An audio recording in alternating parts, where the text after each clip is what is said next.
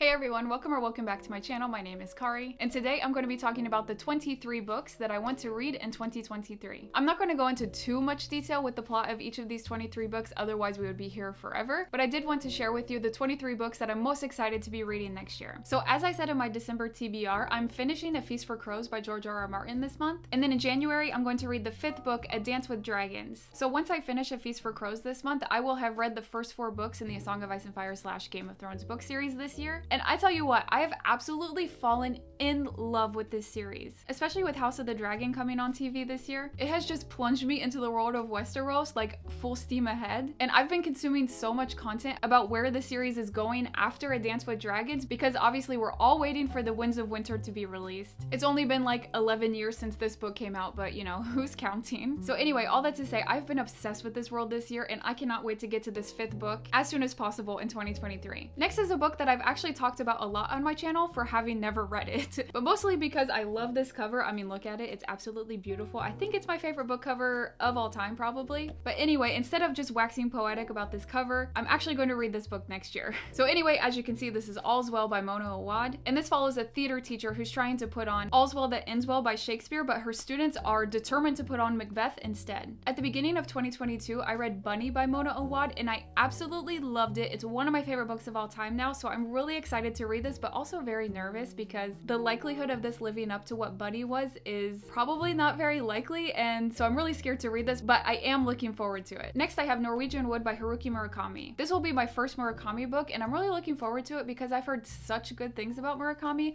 Obviously, I've heard a few bad things too, but mostly good things. And what I've heard most about this book is that it's really sad. And if you've watched this channel at all, you'll know that I love me a sad book. So side note, if you know of any other sad books, let me know. I have already read A Little Life, loved it, want something just like that again, so put it in the comments if you have a suggestion of a super sad book. So anyway, I am looking forward to reading Norwegian Wood because I just want to feel as sad as possible. Next I have I Love You But I've Chosen Darkness by Claire Vaye Watkins. Based on the synopsis, I'm getting The Lost Daughter by Elena Ferrante, The Awakening by Kate Chopin, Sorrow and Bliss by Meg Mason vibes, which I absolutely love those books. So if you haven't read any of those, basically they're about women who don't want to be mothers because the main character in this book, basically she goes away, I think it's like on a business trip, away from her husband and baby, and she just has like the best freaking time away from the responsibilities of being a wife and a mother. But I think that there's something darker to this, so obviously darkness is in the title. So I think things don't go necessarily to plan for her. On paper, this book definitely sounds like it's right up my alley. I mean, the themes that I just explained, literary fiction, female rage, I mean, this sounds excellent. Next is a book you've probably seen talked about a lot, and that's Project Hail Mary by Andy Weir. I bought this book right when it came out. I was so excited to read it, but then I just didn't get to it, and then I felt like everyone was reading it, and then I decided I just needed to let the hype die down before I got to it. And so I think the hype has finally died down, and so I'm ready to get into this book because I've heard such good things about it. I've actually never read Andy Weir's other book that was super successful, The Martian, because I watched the movie first, and so I didn't really have a desire to read the book. But based on how much I like that movie and all the good things that I've heard about Project Hail Mary, I think I'm really going to like this one, even though I'm definitely not a science fiction reader. I feel like Andy Weir is like science fiction for people who don't read science fiction. So as I said just a little bit ago, I read A Little Life at the beginning of this year by Hanya Yanagihara, and I absolutely loved it. One of my favorite books of all time. It was incredible. It's everything that people say it is. And so I wasn't even done reading A Little Life yet, and I was just obsessed with Hanya Yanagihara's writing, that it was so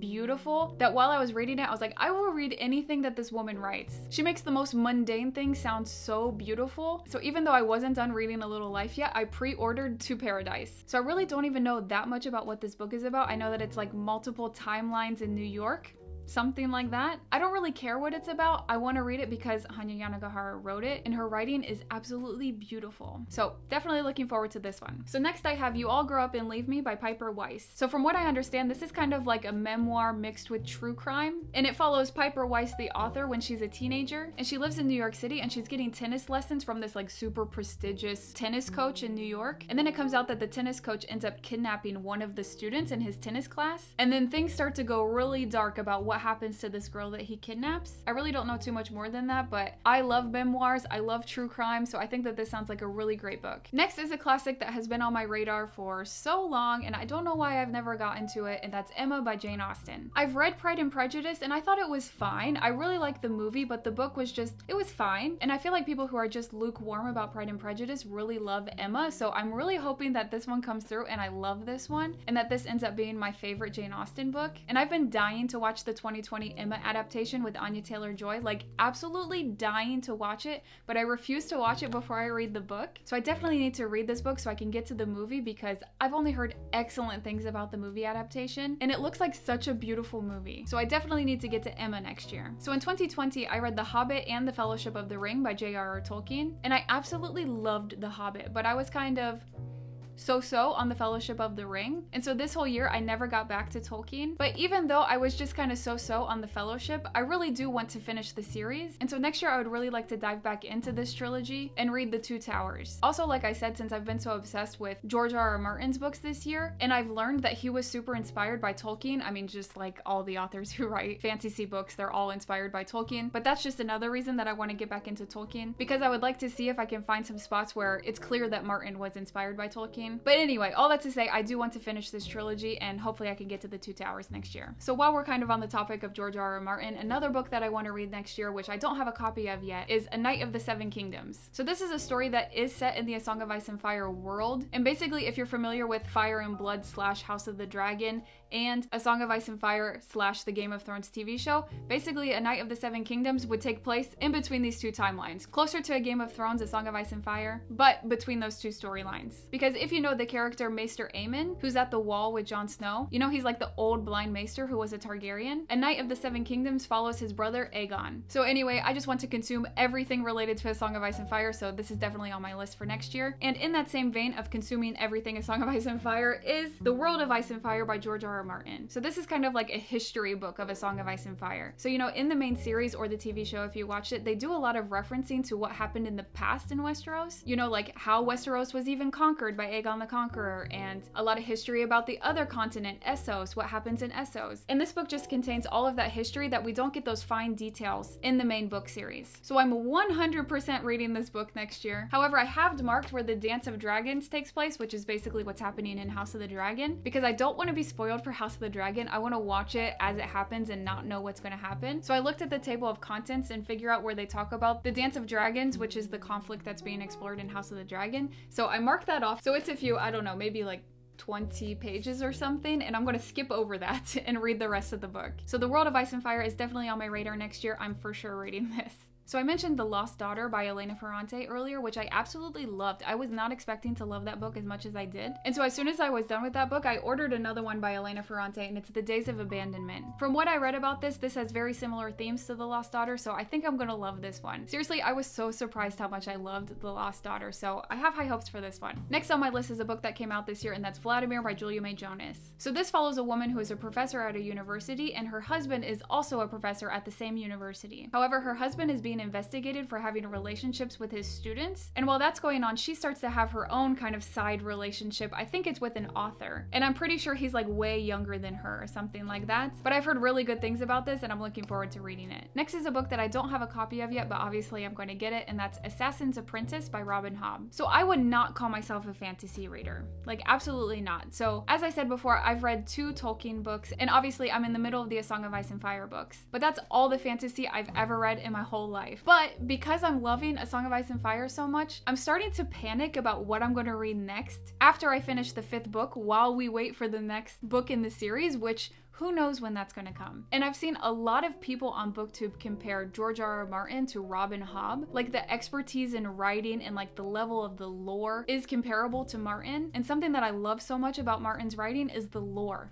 Like that's how people can have so many freaking theories about what's going to happen in this book series, because he gives you so much lore, and I love that. That's my favorite thing about the Song of Ice and Fire series. So since people compare Hobb's writing to Martin's in this way, I think that if I go into withdrawal after I finish A Dance with Dragons and I just need something like Martin, I would definitely be interested in reading some Robin Hobb. I can't really remember what this series is called, but I do know that the first book in that series is Assassin's Apprentice. I would love to know, if you've read Martin and Hobb, how would you compare the two? Do you agree with the people that I've heard that say that they're very similar? Let me know. I'd be interested to know. So anyway, I've got Robin Hobb on the back burner for when I go into Martin withdrawals. Next on my list, I have a Russian classic, and that's The Master and the Margarita by Mikhail Bulgakov. To be honest with you, I have no idea what this book is about, but I've heard such good things about it and that it's just a crazy ride, and I'm totally down for that. Also, this is kind of a short Russian classic.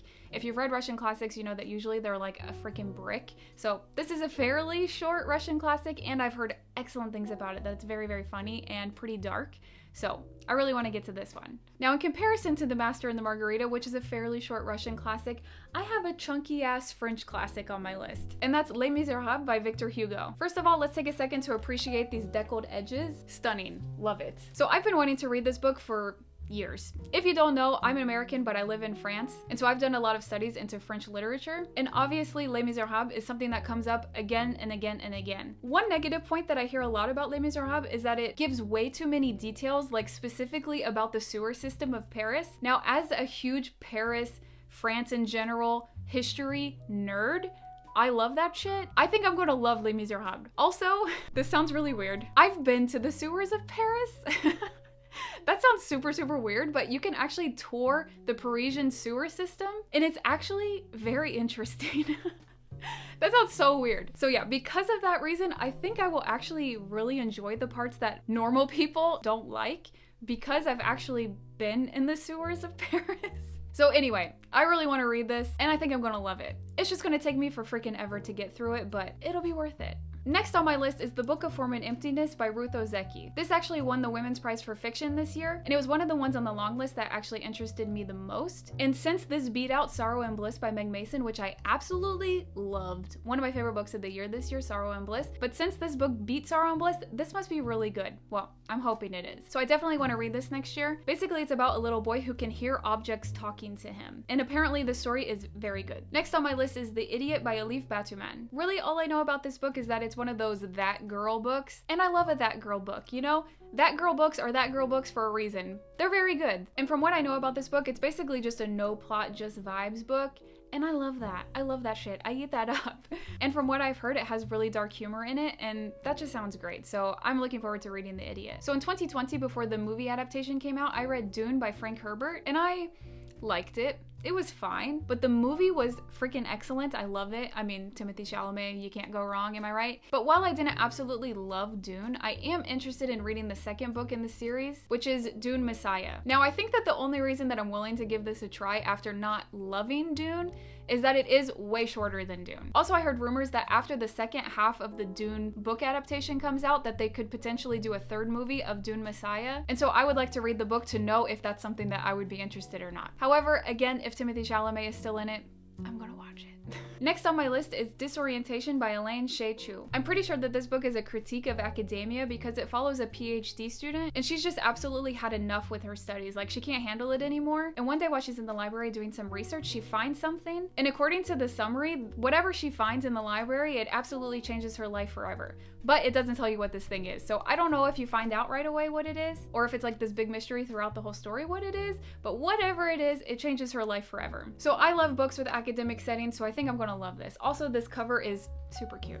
Next on my list is a nonfiction book, and it's Animal Liberation by Peter Singer. So just about a year ago now, I decided to start eating vegetarian, and as I've done more and more research over this past year about which books to read in order to learn more about vegetarianism and even veganism, this book comes up over and over again. Apparently, it's like the foundational animal rights, vegetarian, veganism book. And so since I've seen this recommended over and over again, I want to read this because it seems like such a foundational book for the cause. And kind of in that same vein, at the end of 2021 is when when I read Jonathan Safran Foer's Eating Animals, and that's what convinced me to go vegetarian. And so next year I would really like to read Jonathan Safran Foer's next book, which is We Are the Weather. Now, while Eating Animals focuses more on why we shouldn't eat animals because of the animals, and like if we love animals we shouldn't be eating them, that type of thing, We Are the Weather focuses more on the environmental and climate reasons why we should be vegetarian or vegan. So personally, I went vegetarian for the animal reason. I'm a huge animal lover, but I am interested to read more about the climate and the environmental reasons why we should go vegetarian or vegan. So this is another book similar to Animal Liberation that I would like to get to next year. And finally, the 23rd book that I would like to get to in 2023 is Tampa by Alyssa Nutting. This is a literary fiction book that has very dark themes. It's actually similar to My Dark Vanessa by Kate Elizabeth Russell, if you've ever read that, but the roles are reversed. So in My Dark Vanessa, it's a male teacher who is a predator to a female student, but in Tampa, it's a female teacher who is a predator to a male student. So My Dark Vanessa was a super powerful story. Like, I really appreciated the themes in that. It made me cry multiple times, and so this is compared to that, but obviously, like I said, in opposite roles. So I'm hoping that this lives up to My Dark Vanessa because that was a really great book. Now, I couldn't talk about George R.R. Martin so much in this video and then not mention that I really hope The Winds of Winter is published in 2023. So I can't technically add it to my 23 books that I want to read in 2023 because we don't know for sure if it'll be out or not, but I just want to put a little asterisk here and put it into the universe that I want to read The Winds of Winter in 2023. So again, The Winds of Winter is the 6th book in the A Song of Ice and Fire series. I just want to put it out into the universe that I want The Winds of Winter to be one of the books I read in 2023. Okay, I just had to say it. Thank you for appeasing me. Okay, that's done. All right, with that being said, those are the 23 books that I want to read in 2023, plus a little hopeful addition. In the comments, definitely let me know what some of the books are that you're looking forward to reading in 2023. I would love to see what you guys are excited about, and also, obviously, take some inspiration from you. Maybe you mentioned something that I would love to read as well. But yeah, definitely let me know. I would love to know what you guys are excited about. If you like this video, please give it a like. I would really appreciate it. And subscribe if you haven't already. I would love to have you back, and I'll talk to you again next time.